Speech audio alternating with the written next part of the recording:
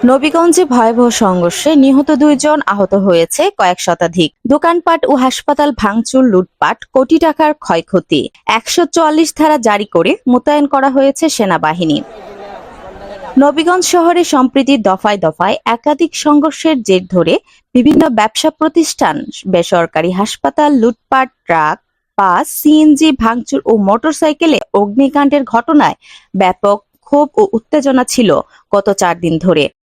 এ সকল ভাঙচুর ও লুটপাটে অন্তত কয়েক কোটি টাকার ক্ষয়ক্ষতি হয়েছে।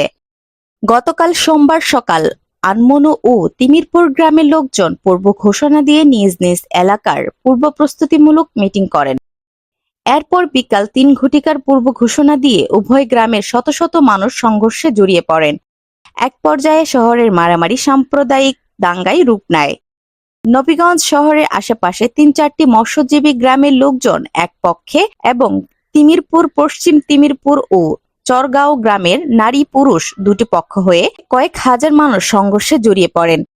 এতে সংঘর্ষ চলাকালে প্রাথমিকভাবে ধারণা করা হচ্ছে উভয় পক্ষের কয়েক শতাধিক নারী পুরুষ আহত ও তিমিরপুর গ্রামের ফারুক মিয়া ও আনমনো গ্রামের রিমন মিয়া নামের ২ জন নিহত হয়েছেন।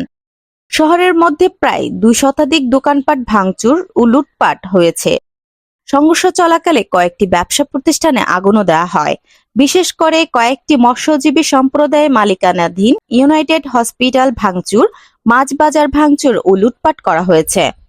সংঘর্ষের খবর পেয়ে বাংলাদেশ সেনাবাহিনী ঘটনাস্থলে পৌঁছালে থানা পুলিশকে নিয়ে পরিস্থিতি শান্ত করার অ্যাকশন শুরু করে। দুপক্ষের লোকজন ছত্রভঙ্গ হয়ে যায়। এতে শহরে ১৪৪ ধারা জারি করে উপজেলা প্রশাসন।